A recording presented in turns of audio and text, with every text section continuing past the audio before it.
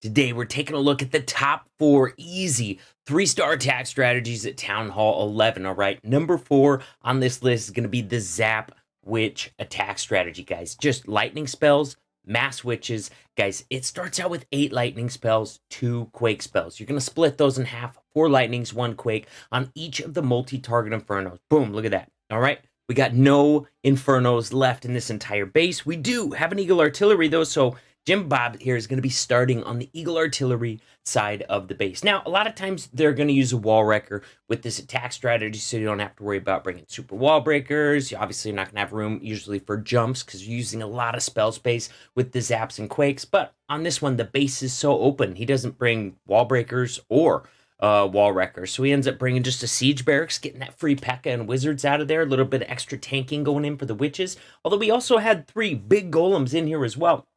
And guys, he's going to have some, I'm guessing, probably some hogs come out of that siege barracks.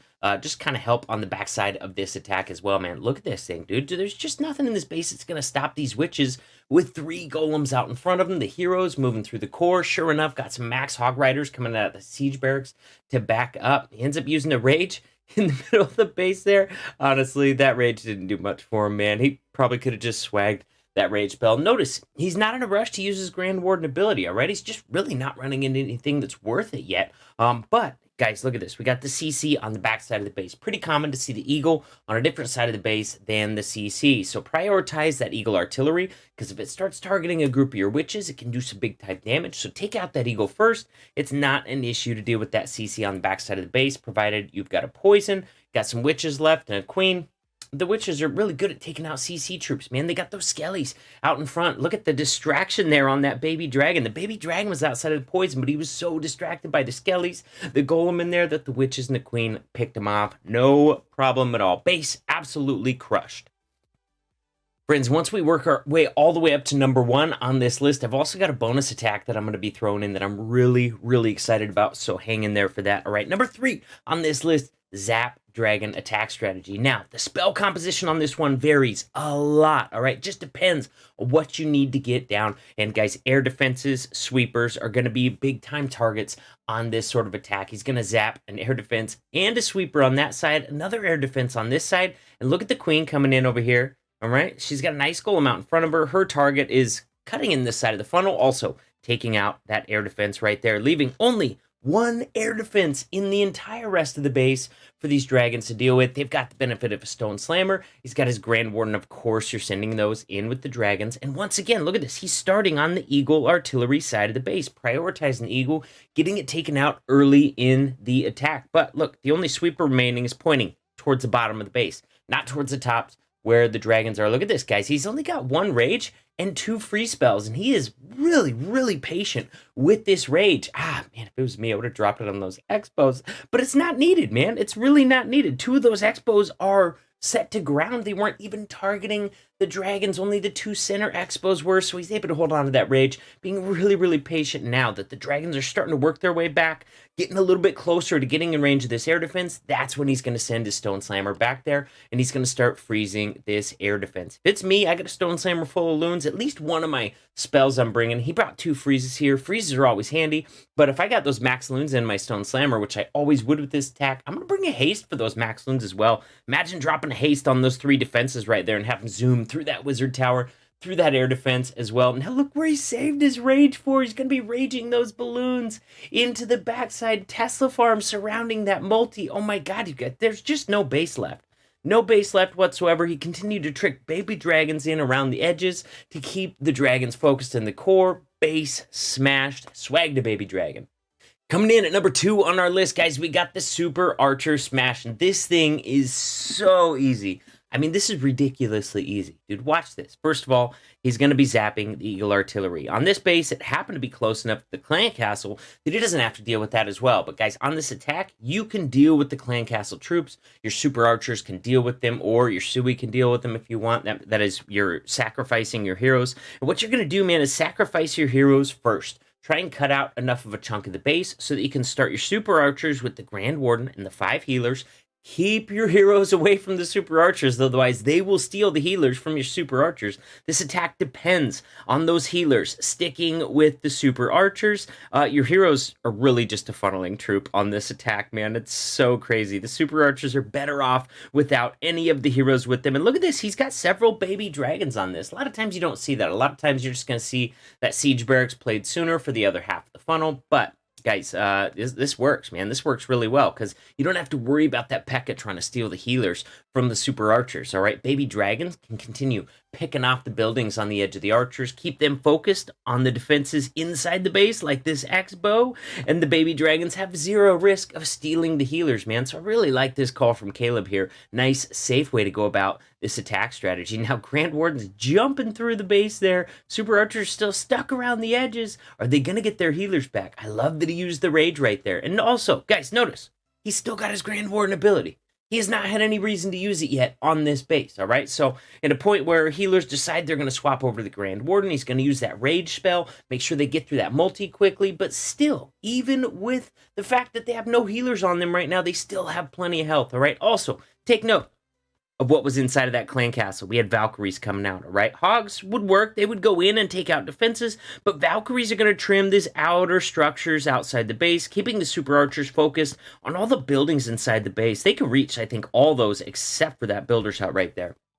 And once again, he's still got his Grand Warden ability. So if and when they actually do get in trouble, because they don't got the healers now, the healers decided to stick with the Warden as he's cutting corners, he can pop that Grand Warden ability and keep that entire group invincible. Look at that, man. Baby Dragon's going into the core there, helping to take out an X-bow. Super Archers are able to team up on it as well. They have such long range, man. Insanely long range. Now, he's had 2 baby dragons left, so he's going to be targeting this multi-target Inferno, sending him in one at a time. Very smart. First one eats a Seeking Air Mine, and it goes down. Is this one going to eat a Seeking Air Mine as well? Nope, not yet. He's going to take out that Builder Hut. Super Archers took out the air defense, so that baby dragon is going to be able to take out that multi unchallenged. Finally, guys, coming in at number 1 on our list, we got the Zap Witch Attack strategy. I've already done a number of attacks on this as it just took over Town Hall 11. This is super similar, like almost identical to the very first one that we showed that was the Zap Witch Attack. This one just, you get rid of a few witches, you bring some bowlers with it as well. Once again, man, zapping those multi-target Infernos. Wasn't able to get anything else. There's nothing else close enough to them to get additional value, additional, defenses that are close enough to the multi. Doesn't matter, man. This attack is really good at dealing with bases where the multi-target Infernos are very difficult to get to, and in these islands right here and here, they were very difficult to get to. So 4 lightnings, 1 quake for each one of those multi-target Infernos. Now you got a base with no multi-target Infernos left. Guys, if dude's rocking single-target Infernos, I wouldn't even worry about zapping him, man. Witches are going to smash single-target Infernos, no problem. In a case like that, maybe I would just zap an Eagle Artillery instead, but instead he's going to start on a side that he's going to have access to that Eagle Artillery pretty soon, and he did not bring a wall wrecker on this, which is what we normally see. We normally see a wall wrecker. It can normally break you through the entire base as long as you start the golems and some witches, skellies in front of the wall wrecker. It usually can make it into the base really, really far since it has some tanking out in front of it, but it's just not needed on this one, man. The outer sections were all open wall pieces. He had a super wall breaker for this inner core. He just had to be patient and make sure all the buildings around it were cleared so that the wall breaker would actually target that inner wall. Actually, guys, that was a super OP wall break right there. Like, yeah, that was some very patient and pro move type stuff right there from the Love Guru. And look at this, man. He had some Hog Riders inside of his siege barracks there. They're going to help out a little bit on the backside. Look at this witches taking down this BK, man. He's never going to overcome that big group of skellies. They are going to wreck him. He's never even going to get a shot off on those witches. We get the P.E.K.K.A out of the siege barracks, wrapping around this side. Giant bomb is going to take out a chunk out of those 2 witches and destroy a big group of their skeletons, but that archer tower's already being tanked by the P.E.K.K.A, so witches are going to be able to get it taken out, guys. Once again, we just got another base annihilated. Not even close to defending this attack. All right, man, now we're into bonus time.